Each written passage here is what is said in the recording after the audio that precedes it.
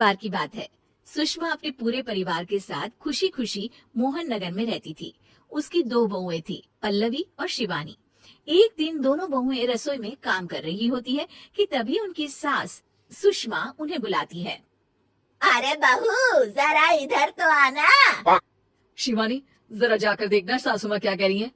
दीदी आप ही देख लो ना जाकर, आपको भी तो सुनाई दे रहा है। अरे मैं आटा गूंद रही हूँ ना, तुम चली जाओ। हाँ तो मैं भी तो सब्जी काट रही हूँ ना दीदी। अरे बहू, जल्दी आओ। वो ये तो जाएगी नहीं, मैं ही जाकर देखती हूँ कि क्या करना है। पल्लवी सुषमा के कमरे में जाती है। जी मम्मी जी, क्या हुआ? शाम को घर पर कुछ मेहमान आने वाले हैं, तो तुम अच्छा सा खाना बना लेना बहू। ठीक है मम्मी जी, आप बता दीजिए क्या क्या बनाना है और कितने लोग आ रहे हैं।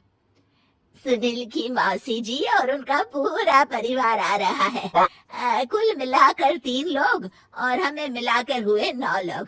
तो अभी से ही तैयारी करना शुरू कर दो। और हाँ, घर की सफाई भी कर देना, हाँ, अच्छे से। जी मम्मी जी, सब काम हो जाएगा, आप चिंता मत कीजिए। पल्लवी शिवानी को घर में मेहमान आने वाले हैं इसके बारे में बताती है। क्या 9 लोगों का खाना बनाना होगा, घर की सफाई करनी है? बाप रे, सासू माँ ने तो हमें घर की नौकरानी ही समझ कर रखा है। ऐसा नहीं बोलते शिवानी, हम इस घर की बहू हैं और घर के काम करना हमारा फर्ज है। दीदी तो है ही सासू माँ की चमची, जब देखो सासू माँ सासू माँ। मैं तो इतना सारा काम नहीं करने वाली।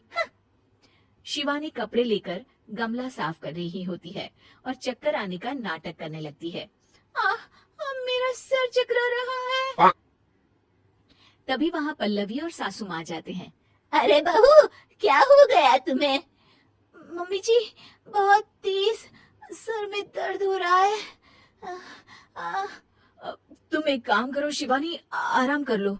नहीं नहीं दीदी, घर में मेहमान आने वाले हैं, मुझे आपकी मदद करनी चाहिए। अरे कोई बात नहीं शिवानी, तुम आराम कर लो, मैं सब काम कर लूंगी। ठीक है दीदी, अगर आप इतना कह रही हैं तो आराम कर लेती हूँ।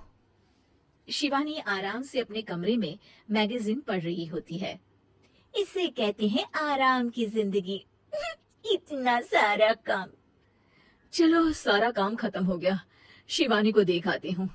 शिवानी अपने कमरे में ईयरफोन में गाने सुनते सुनते सो जाती है और उसके साइड में मैगजीन भी रखी होती है। पल्लवी वहां आ जाती है और वो सब देखती है। ओहो, तो मतलब सब काम चोरी का बहाना था। अभी बताती हूँ इसको।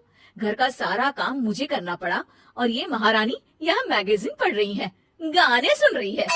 पल्लवी रसोई से एक प्लेट और चम्मच लेकर आती है और शिवानी को थाली बजाकर उठाने लगती है। शिवानी अचानक से उठती है। उठ गई महारानी, गाने भी सुन लिए, मैगजीन भी पढ़ ली। तुम तो बहुत बड़ी झूठी निकली शिवानी।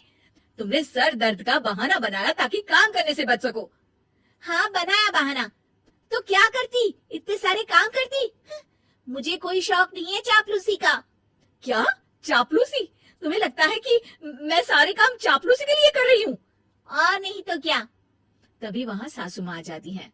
अरे बहू, वो लोग बस आने ही वाले हैं, तुम तैयारियां कर लो। जी सासू माँ, तुझे तो मैं बाद में देखती हूँ। सब खाना खाने बैठते हैं और खाना शुरू करते हैं। तभी सुनील की मौसी बोलती है। वाह भाई वाह, खाना तो बहुत ही अच्छा बना है सुषमा जी, एक एक चीज में क्या स्वाद है। ये सुनकर शिवानी मुंह बना लेती है। उसे अपनी जेठानी की इतनी तारीफ राज नहीं आती। आपकी बहुएं तो बहुत ही अच्छा खाना बनाती हैं। हाँ, बनाती तो दोनों ही अच्छा है, पर आज ना ये सारा खाना बड़ी बहू ने बनाया है। छोटी बहू की तबीयत ठीक नहीं थी, सो इसलिए। मानना पड़ेगा सुषमा जी, आपकी बड़ी बहू तो बहुत ही गुणवान है। पल्लवी की तारीफ सुनकर शिवानी को जलन होती है। पल्लवी ये सुनकर खुश हो जाती है और शिवानी की तरफ देखकर उसे चिढ़ाती है। कुछ देर बाद मेहमानों के जाने का वक्त हो जाता है। मौसी जी सबके लिए उपहार लाई होती है। वो सबको शगुन के पैसे देती हैं और अंत में पल्लवी के पास आती है। तुम्हारे लिए शगुन का लिफाफा तो है ही, पर बहू तुम्हें एक और उपहार भी मिलेगा इतना अच्छा खाना बनाने के लिए। मौसी अपने सोने के कंगन निकालकर पल्लवी को पहना देती है। ये लो, ये मेरे मनपसंद कंगन है, अब से ये तुम्हारे हुए। धन्यवाद मौसी जी। ये देखकर शिवानी तो पूरी तरह से जल जाती है और गुस्से से रसोई में चली जाती है। तभी वहां पल्लवी आ जाती है और उसे अपने कंगन दिखाने लगती है। देवरानी जी, अब आपका सर दर्द ठीक तो है ना?